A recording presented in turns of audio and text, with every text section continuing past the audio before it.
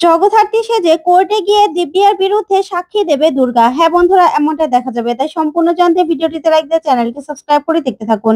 গল্পের শুরুতে দেখা যাবে দিব্যা রাজনাথকে বলে, এখানে অনেক বড় একটা খেলা চলছে, যে খেলাটা আমি ধরে ফেলেছি আমি। তখন রাজনাথ বলে, কি খেলা?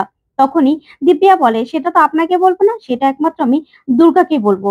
তখনই দুর্গা চলে আসে আর সে বলে, হ্যাঁ এই তো আমি চলে এসেছি, বল কি বলবি তুই। এই যে 2 হাত নিয়ে কিন্তু আমি দাঁড়িয়ে আছি, আর আমার বাকি 8টা হাত সেগুলো কিন্তু কৈলাসে। এই যে এখানে ভূত পেত অশরীরী আত্মা ঘুরে বেড়ায় তো তাদের জন্য, কিন্তু তুই ফুল শরীরই তো, তাহলে তুই কেন এসেছিস এখানে? তখনই দিব্যা রেগে যায় আর বলে, মুখ সামলে কথা বলো। তখন দুর্গা বলে, শোন, আঙুল খাড়া করে একদম আমার সঙ্গে কথা বলবি না, আঙুল না একদম মুচড়ে ভেঙে দেবো। তখন কিন্তু তোকে একদম রাস্তাঘাটে দাঁড়িয়ে ভিক্ষে করতে হবে, বুঝতে পেরেছিস? তখনই দিব্যা বলে, দুর্গা বড্ড বাড়াবাড়ি হয়ে যাচ্ছে কিন্তু। তখনই দুর্গা বলে, শোন, বড্ড বাড়াবাড়ি তো তুই করছিস কেন এসেছিস এখানে? কেন এসেছিস? তখন দিব্যা বলে, শোনো, তুমি যতই ওই টিটু আর লিলিপুটকে তোমার নাটকে ভোলাও না কেন, তোমার নাটকে কিন্তু আমিও ভুলবো না। আর উৎসব মুখার্জিকেও তুমি ভুলাতে পারবে, কিন্তু আমাকে তুমি কিছুতেই ভুলাতে পারবে না। তুমি সেই জগদ্ধাত্রী সাজো আর দুর্গা সাজো, কিছুতেই আমার সঙ্গে তুমি পেরে উঠবে না। তোমার খেলাটা না আমি ধরে ফেলেছি, আমার সঙ্গে খেলা খেলা এত সহজ নয়। তখন দুর্গা বলে, তাই নাকি? তুই এত কিছু পারিস, এত কিছু জানিস? শোন, তোকে না আমি একটা কথা বলে দিই। জ্যাস সান্যাল, জ্যাস সান্যাল কিন্তু এখনো জীবিত আছে, আর সে উঠে দাঁড়াবে সে, আর উঠে দাঁড়াবে এবং কথাও বলবে, আর কোর্টে গিয়ে তোর বিরুদ্ধে সাক্ষীও দেবে। তুই কি কি করেছিস সবকিছু বলবে কোর্টে গিয়ে, বুঝতে পেরেছিস? তখনই দিব্যা হাসতে থাকে আর বলে, কোনোদিনও সেটা সম্ভব হবে না। জ্যাস সান্যাল জীবিত থাকলেই বা কি, সে কোনোদিনও কথা বলতে পারবে না, কোনোদিনও না। আর সে উঠে গিয়ে কোর্টে আমার বিরুদ্ধে সাক্ষীও দিতে পারবে না, সেটা কোনোদিনও সম্ভব নয়। তখন দুর্গা বলে, তাই নাকি? তাহলে তোকে আমার চ্যালেঞ্জ রইলো। আমার মা জগদ্ধাত্রী মুখার্জি, সে উঠে দাঁড়াবেও, কথাও বলবে, আর কোর্টে গিয়ে সাক্ষীও দেবে, বুঝতে পেরেছিস? তুই এখন এই বাড়ি থেকে বেরিয়ে যা তুই। তার আগে রাজনাথের থেকে ফুলের তোড়াটা নিয়ে দিব্যার হাতে দেয় আর বলে, শোন, এটা না, তোর যখন চিতা উঠবি না তুই, তখন তোর উপরে এটা কাজে লাগবে। তোর উপরে এটা দিয়ে না সোজা শ্মশান ঘাটে নিয়ে যাবে। আমি যাবো তো তোর পিণ্ডদান করতে। তখন দিব্যা বলে, দুর্গা, বড্ড বাড়াবাড়ি করছো। তখন দুর্গা বলে, বাড়াবাড়ি কি দেখেছিস? হ্যাঁ, কি দেখেছিস তুই? এবার দেখবি। তখন এই লক্ষণকে ডাকে দুর্গা আর বলে, লক্ষণ দা, এই যে ওনাকে, ওনাকে ভালো করে লক্ষ্য করো। এই মহিলাকে আমাদের বাড়ির আশেপাশে যদি দেখো না, তুমি কোনোদিনও ঢুকতে দেবে না, কোনোদিনও না। এই মহিলা কিন্তু একটা খুব সুবিধার নয়, বুঝতে পেরেছো? ওর দিকে ভালো করে লক্ষ্য দিয়ে রাখো। চলে যান, চলে যাও এখান থেকে। তখনই দিব্যা বলে, কাজটা ভালো করলে না, কাজটা তুমি ভালো করলে না। এবার আমি ওর কি পারি সেটা দেখাবো। এই বলে দিব্যা চলে যেতে লাগলেও আবার ফিরে আসে রাজনাথের কাছে আর বলে, আমি না আপনাকে একটা কথা বলছি। এই যে কৌশিকী মুখার্জি, এই ছোট্ট একটা মেয়ের হাতে দায়িত্ব দিয়েছে না, সেটা কিন্তু বড্ড ভুল করেছে। কয়দিন পরেই না ব্যবসায় লালবাতি জ্বলবে। তখনই দুর্গা বলে, শোন, লালবাতি না আমি জ্বালাতে পারি। আর লালবাতি কেন, নীলবাতি, সবুজ বাতি, অনেক রকমের বাতি আমি জ্বালাতে পারি। তুই দেখবি, দেখবি তুই। তোকে তোকে আমি একদম দেখিয়ে দেবো, বুঝতে পেরেছিস? যা, যা এখান থেকে, এক্ষুনি বেরিয়ে যা। তখনই দুর্গা গিয়ে সানভিকে বলে, ভালো পিপি, আমার মা কোথায় রে? তখনই সানভি বলে, তোর মা তো ঘরেই আছে। তখন দুর্গা বলে, মা, মা এই বলে তখন দিব্যাকে বলে, শোন, দরজাটা না ওইদিকে, চলে যা, বেরিয়ে যা। তারপরে এই কথা বলে ভিতরে চলে যায় দুর্গা। ওইদিকে দিব্যা তখন রাজনাথ মুখার্জিকে বলে, শুনুন, আপনাকে আমি বলছি, জগদ্ধাত্রী মুখার্জি যদি উঠেও দাঁড়ায়, কোর্টে যেতে পারবে না। এই বাড়ি থেকে বেরোলে ওকে শেষ করে দেবো আমি, এই বলে দিলাম। তখনই রাজনাথ বলে, তুমি বাড়িতে এসে থ্রেট করছো? তোমার এত বড় সাহস, তুমি গুন্ডামি করছো এই রাত্রে এসে? তাহলে কিন্তু এবার আরেকটা এফআইআর করে দেবো তোমার নামে, কেস করে দেবো তোমার নামে। তখন দিব্যা বলে, ঠিক আছে, আমি চলে যাচ্ছি, তবে আপনাকে বলে দিলাম, এবার কিছুতে জগদ্ধাত্রীকে আমি ছাড়বো না, কোর্ট পর্যন্ত পৌঁছতে দেবো না। এই বলে দিব্যা সেখান থেকে চলে যায়। তখন গুঞ্জন বলে, বাড়িতে বয়ে এসে এইভাবে থ্রেট করে গেল?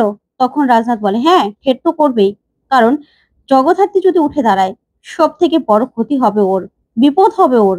এই জগতে সব থেকে বড় ফাঁসা ফেসে যাবে ও, কারণ কোর্টে জগদ্ধাত্রী সাক্ষী দিলে ও ফেসে যাবে। সেই জন্য ও ভয় পাচ্ছে ও। তখন এই কথা শুনে সবাই চমকে যায়। ওইদিকে দেখা যাবে স্বয়ংভু জগদ্ধাত্রীকে বলে, জগদ্ধাত্রী, তুমি যে নিজে উঠে বসতে পারছো, এই যে বসে থাকতে পারছো, সেটাই আমার কাছে অনেক কিছু, জানো তো? আমি জানি তুমি দাঁড়াতেও পারবে। এই বলেই জগদ্ধাত্রীর পা ধরে নিচে নামায় স্বয়ংভু। তারপর উঠে দাঁড় করানোর চেষ্টা করে, কিন্তু জগদ্ধাত্রী সঙ্গে সঙ্গে পড়ে যেতে লাগলেই স্বয়ংভু ধরে ফেলে। তখন দুর্গা আসার এসে বলে, বাপ কি হয়েছে, কি হয়েছে বাপ? তখনই স্বয়ংভু বলে, জগদ্ধাত্রীকে আমি উঠে দাঁড় করানোর চেষ্টা করছিলাম। তখনই দুর্গা বলে, যদি মায়ের লেগে যেত? লেগে গেলে কি হতো মা? তুমি ব্যথা পাওনি তো? ব্যথা পাওনি তো তুমি, বলো না? তখনই স্বয়ংভু বলে, দেখো না, আমি আমি ভেবেছিলাম ও উঠে যখন বসতে পেরেছে নিশ্চয়ই দাঁড়াতে পারবে, কিন্তু ওর পায়ে পায়ে সেই শক্তিটা নেই, নেই শক্তিটা, উঠে দাঁড়াতে পারবে না, পারবে না। আসলে শ্রীমতী সেন ভুল ভেবেছিল। তখন দুর্গা বলে, না রে বাপ, শ্রীমতী সেন ভুল ভাবেনি। আমার মা, আমার মা সুস্থ হবে, সুস্থ হবে আমার মা। আর শ্রীমতী সেন বলেছে যে আমার মা অনেক তাড়াতাড়ি ইমপ্রুভ করছে আমার মা। আর আমার মা এবার তাড়াতাড়ি সুস্থ হবে। কোর্টে আমার মাকে যেতেই হবে, গিয়ে ওই দিব্যা সেনের বিরুদ্ধে গিয়ে সাক্ষী দিতেই হবে সাক্ষী। তখন এই কথা শুনে স্বয়ংভু অবাক হয়ে যায়। তারপরে দেখা যাবে দুর্গা বলে, হ্যাঁ বাপ, আমি এই অসম্ভবকে সম্ভব করবই, যে করি হোক সম্ভব করব। তারপর দেখা যাবে দুর্গা অফিসে যায়। তখন দুর্গাকে দেখে চাঁদবদন বলে, যত দামি দামি পোশাকই পরো না কেন, তোমাকে কিন্তু দেখলেই বোঝা যায় যে তুমি অনাথ আশ্রমেই বড় হয়েছো। বুঝতে পেরেছো? তোমার চলাফেরা, তোমার সবকিছুতে। এই যে তুমি মুড়ি খাচ্ছ, মুড়ি কেউ খায়? তখনই দুর্গা বলে, শোন, মুড়ি আর বাদাম একবারে খেয়ে দেখিস, তোর চাঁদবদন মুখটা না একদম হেভি হয়ে যাবে। তখন চন্দ্রনাথ বলে, দুর্গা, তখন দুর্গা বলে, একদম চিৎকার করে কথা বলবি না, বুঝতে পেরেছিস? অফিসে কিন্তু তোর থেকে আমার পজিশনটা বেশি, বেশি বাড়াবাড়ি করলে না ঘাট ধাক্কা দিয়ে এই অফিস থেকে বের করে দেবো। বুঝতে পেরেছিস? এবার যা, নিজের কাজ কর, না হলে কিন্তু তোর সীমাটা আমি দেখিয়ে দেবো। তখন চন্দ্রনাথ বলে, মুখ সামলে কথা বলো তুমি আমার সঙ্গে, মুখ সামলে কথা বলো। তখন দুর্গা বলে, কি মুখ সামলে কথা বলবো রে? তোকে যা কাজ দেওয়া হয়েছে সেই কাজগুলো কমপ্লিট কর। যদি কাজগুলো না করতে পারিস না, তাহলে দেখবি এই অফিস থেকে তোর পজিশন কিভাবে শেষ হয়ে যায়। বুঝতে পেরেছিস? এই অফিসের যে চেয়ারে আমি বসে আছি না, তুই কিছুতেই আমাকে সরাতে পারবি না। তখন চন্দ্রনাথ বলে, আমিও দেখবো তুমি কতক্ষণ অফিসে টিকে থাকতে পারো। তখন দুর্গা বলে, আমি অফিসের ওই চেয়ারে এমন আঠার মতো লেগে থাকবো না যে তুই তুই কোনোদিনও আমাকে সরাতে পারবি না, কোনোদিনও না। আর আমার মা উঠে দাঁড়াবে, কথা বলবে, সাক্ষী দেবে ওই দিব্যা সেনের বিরুদ্ধে। তখন চন্দ্রনাথ বলে, কিচ্ছু করতে পারবে না দিব্যা সেনের তোমার মা হুইল চেয়ারে বসে থাকবে, হুইল চেয়ার থেকে তোমার মা আর উঠতে পারবে না। আর উৎসব মেহেন্দির কিছু করতে পারবে না। তখন দুর্গা বলে, উৎসব মেহেন্দিকে তো ছাড়, আমি ওই দিব্যা সেনের কথা ভাবছি, ওই মাথাটার কথা ভাবছি। ওকে তো শাস্তি দিতেই হবে ওকে শাস্তি। তুই যা, চামচাগিরি না করে যা, কাজে মন দে, কাজে মন দে। তখন এই কথা বলে দুর্গা সেখান থেকে চলে যায়। তারপরে দেখা যাবে কৌশিকীর সঙ্গে কথা বলে দুর্গা। ওইদিকে মেহেন্দিকে বৈদেহী বলে, জগদ্ধাত্রীকে কিছুতে উঠতে দিলে চলবে না, জগদ্ধাত্রী যেন হুইল চেয়ার থেকে না উঠতে পারে। তখন মেহেন্দি বলে, উঠলেই কি হবে, কিচ্ছু করতে পারবে না, কিচ্ছু করতে পারবে না ওই জগদ্ধাত্রী, আপনারা দেখবেন। তখন এই কথা শুনে সবাই অবাক হয়ে যায়।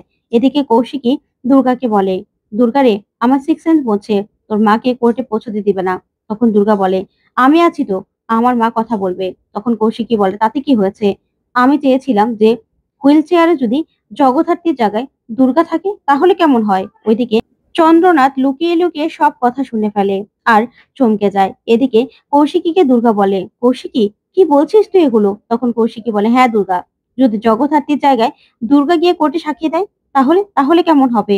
তখন এই কথা শুনে দুর্গা এক দৃষ্টিতে তাকিয়ে থাকে। তো বন্ধুরা, এবার কি তাহলে দুর্গায় জগদ্ধাত্রী সেজে সাক্ষী দেবে? তোমাদের কি মনে